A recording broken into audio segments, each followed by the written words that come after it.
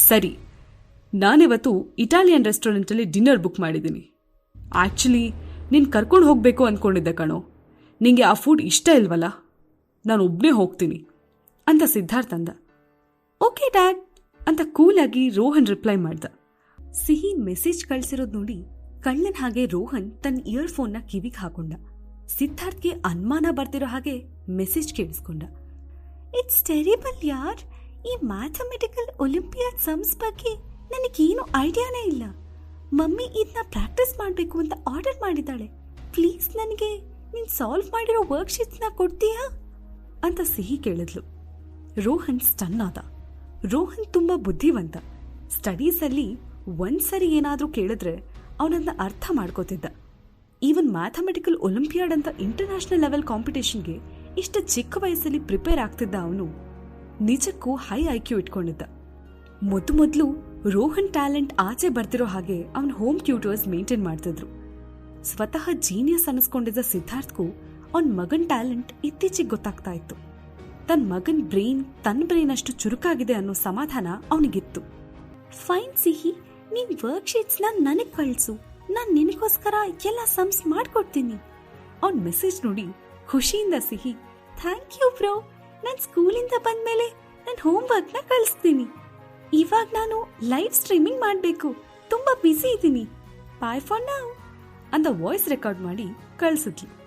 ಅವಳ ಮೆಸೇಜ್ ಕೇಳಿ ರೋಹನ್ ಪಿಳಿ ಪಿಳಿ ಕಣ್ಬಿಟ್ಟ. ಆಯ್ರಾ ಇವತ್ತು ಸಿದ್ಧಾರ್ಥ್ ಜೊತೆ ಅಪಾಯಿಂಟ್ಮೆಂಟ್ ಇಟ್ಕೊಂಡಿದ್ಲು. ಸಂಜೆ 6 ಗಂಟೆಗೆ ಅವರಿಬ್ರು ಇಟಾಲಿಯನ್ ರೆಸ್ಟೋರೆಂಟ್ ಅಲ್ಲಿ ಸ್ಮಾಲ್ ಟ್ರೀಟ್ ಫಿಕ್ಸ್ ಮಾಡ್ಕೊಂಡಿದ್ರು. ಸುಕನ್ಯಾ, ನಿನ್ ಜೊತೆ ಮಾತಾಡ್ಬೇಕು, ಬಾ ಆಚೆ ಹೋಗೋಣ ಅಂತ ಜೋರಾಗಿ ಕಿರ್ಚಿದ್ಲು. ಸುಕನ್ಯಾ ಸಂಜೆ ಡಿನ್ನರ್ಗೆ ರೆಡಿ ಮಾಡ್ತಿದ್ರು. ಸಡನ್ ಆಗಿ ಬಂದ ನಿರ್ಮಲಾ ನೋಡಿ ಅವರಿಗೂ ಸರ್ಪ್ರೈಸ್ ಆಯ್ತು. ಹಾಕೊಂಡಿದ್ದ ಏಪ್ರಾನ್ ರಿಮೂವ್ ಮಾಡಿ ಕುಕ್ ಕಡೆ ಕೊಡ್ತಾ ನಿರ್ಮಲಾ ಜೊತೆ ಕಿಚನ್ ಇಂದ ಆಚೆ ಬಂದ್ರು.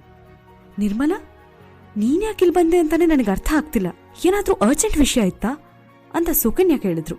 ಒಂದ್ ಹೆಜ್ಜೆ ಮುಂದೆ ಬಂದ ನಿರ್ಮಲಾ ಅವಳ ಬೆರಳನ್ನ ಸುಕನ್ಯಾ ಕಡೆ ತೋರಿಸಿ ರೋಫ್ ಹಾಕೋ ಹಾಗೆ, ನೀನ್ ರವೀಶ್ಗೆ ಏನಂತ ಹೇಳ್ದೆ? ಅವ್ರು ರಿಯಲ್ ಎಸ್ಟೇಟ್ ಮೇಲೆ ಇನ್ವೆಸ್ಟ್ ಮಾಡೋದೇ ಬೇಡ ಅಂತಿದ್ದಾರೆ. ನಿನ್ನ ಹತ್ರ ದುಡ್ಡಿಲ್ಲ ಅಂತ ಸುಮ್ನೆ ಇರ್ಬೇಕಿತ್ತು, ನಾನ್ ಇನ್ವೆಸ್ಟ್ ಮಾಡ್ಕೋತಿದ್ವಿ. ನಮ್ಮೇಲೆ ನೀನ್ಯಾಕ್ ದ್ವೇಷ ಸಾಧಿಸ್ತೀಯಾ? ನಿನ್ ತವ್ರ ಮನೆಯವರು ಬೆಳೆಯೋದು ನಿನಗಿಷ್ಟ ಇಲ್ವಾ ಅಂತ ಕೆಂಪ್ ಕಣ್ಬಿಟ್ಟು ಕೋಪದಿಂದ ಕೇಳಿದ್ಲು. ಸುಕನ್ಯಾ ಸೌಮ್ಯ ಮುಖ ಸ್ವಲ್ಪ ಬಿರುಸಾಯ್ತು. ನಿರ್ಮಲಾ ಏನ್ ಹೇಳ್ತಿದ್ದಾಳೆ ಅಂತ ಅವಳಿಗೆ ಅರ್ಥ ಆಗ್ಲಿಲ್ಲ. ಆದ್ರೆ ನಿರ್ಮಲಾ ಏನು ಅಂತ ಅವಳಿಗೆ ಚೆನ್ನಾಗ್ ಗೊತ್ತು. ಸುಕನ್ಯಾ, ನೀನ್ ತುಂಬಾ ಕೆಟ್ಟವಳು, ನೀನೊಬ್ಳು ಜಂಕ್. ನೀನ್ ಮದ್ವೆ ಆಗೋಕ್ಕೂ ಮೊದ್ಲು ಮಲ್ಹೋತ್ರಾ ಫ್ಯಾಮಿಲಿಗೆ ಒಳ್ಳೆ ಹೆಸರಿತ್ತು, ತುಂಬಾ ರಿಚ್ ಅಂತ ಸೊಸೈಟಿಲಿ ಗುರುತಿಸ್ಕೊಂಡಿದ್ರು. ನಿನ್ನ ಮದ್ವೆ ಆದ್ಮೇಲೆ ಮಲ್ಹೋತ್ರಾ ಫ್ಯಾಮಿಲಿ ಕಂಪ್ಲೀಟ್ ಆಗಿ ನೆಲ ಕಚ್ತು. ಈಗ ನಿನ್ ತವ್ರ ಮನೆ ಕೂಡ ಅದೇ ಸ್ಥಿತಿಗೆ ಬರ್ಬೇಕು ಅಂತ ನೀನ್ ಬಯಸ್ತೀಯಾ ಅಂತ ಕೋಪದಲ್ಲಿ ನಿರ್ಮಲಾ ಬಾಯಿಗೆ ಬಂದ ಹಾಗೆ ಮಾತಾಡಿದ್ಲು. ಸುಕನ್ಯಾ ನಿರ್ಮಲಾ ಮಾತನ್ನ ನೆಗ್ಲೆಕ್ಟ್ ಮಾಡಿದ್ಲು. ಒಂದ್ ಮಾತ್ ನೆನ್ಪಿಟ್ಕೋ ಸುಕನ್ಯಾ, ಒಂದ್ ವೇಳೆ ನಮ್ ದೇಸಾಯಿ ಫ್ಯಾಮಿಲಿ ಕಂಪ್ಲೀಟ್ ಆಗಿ ಬೀದಿಗೆ ಬಂದ್ರು ನಾನ್ ನಿನ್ನ ಕೀಳಾಗಿ ನೋಡೋದನ್ನ ನಿಲ್ಸಲ್ಲ. ಯಾಕಂದ್ರೆ ನನ್ನ ತವ್ರ ಮನೆ ಈ ಕರ್ನಾಟಕದಲ್ಲಿ ತುಂಬಾ ಮೇಲಿನ ಸ್ಥಾನದಲ್ಲಿದೆ. ನಮ್ ಪಾಲಿಟಿಷಿಯನ್ ಫ್ಯಾಮಿಲಿ ಬ್ಯಾಕ್ಗ್ರೌಂಡ್ ಎಷ್ಟು ಸ್ಟ್ರಾಂಗ್ ಇದೆ ಅಂತ ನೀನು ಕನ್ಸಲ್ಲೂ ತಿಳ್ಕೊಂಡಿರಲ್ಲ ಅಂತ ಸರ್ಕಾಸ್ಟಿಕ್ ಆಗಿ ನಿರ್ಮಲಾ ಅಂದ್ಲು. ನಿರ್ಮಲಾ ಕಣ್ಣಲ್ಲಿದ್ದ ದ್ವೇಷನ ನೋಡಿ ಸುಕನ್ಯಾ ಮುಷ್ಟಿ ಬಿಗಿದ್ಲು.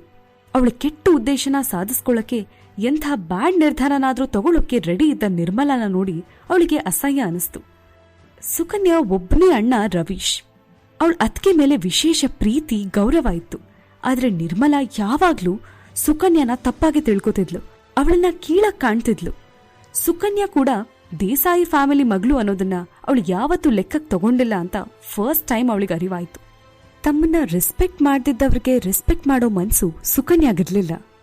ಅಷ್ಟಕ್ಕೂ ಅವಳು ತನ್ನನ್ನ ಕೀಳಾಗಿ ನೋಡ್ತೀನಿ ಅಂತ ಹೇಳಿದ್ಮೇಲೂ ಅವಳ ಮನ್ಸಲ್ಲಿ ಕನ್ಸನ್ ಇರ್ಲಿಲ್ಲ. ಇನ್ ಮುಂದೆ ಅವಳಿಗೆ ಅಷ್ಟೊಂದು ಬೆಲೆ ಕೊಡಬೇಕು ಅಂತಾನೂ ಅನಿಸ್ಲಿಲ್ಲ. Nirmala, get out from here. ನಿನಗೆ ಈ ಮನೆ ಬಾಗ್ಲು ಯಾವತ್ತೂ ಮುಚ್ಚಿರುತ್ತೆ, ಮತ್ತೊಂದ್ಸರಿ ಬರೋ ಧೈರ್ಯನೂ ಮಾಡಬೇಡ ಅಂತ ವಾಯ್ಸ್ ರೈಸ್ ಮಾಡಿ ಸುಕನ್ಯಾ ಅಂದ್ರು.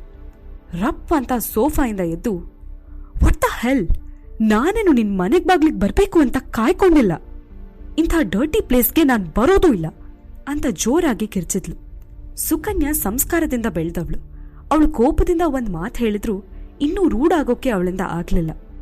ಸ್ಟೆಪ್ಸ್ ಮೇಲೆ ನಿಂತು ನೋಡ್ತಾ ಇದ್ದ ಆಯ್ರಾ ಸ್ಮೈಲ್ ಮಾಡಿ, ನಿರ್ಮಲಾ ಆಂಟಿ, ನಿಮ್ಮ ರಜಪೂತ್ ಫ್ಯಾಮಿಲಿಗೆ ಗ್ರೀನ್ ಅಂದ್ರೆ ಇಷ್ಟನಾ ಅಂತ ಕೇಳಿದ್ಲು.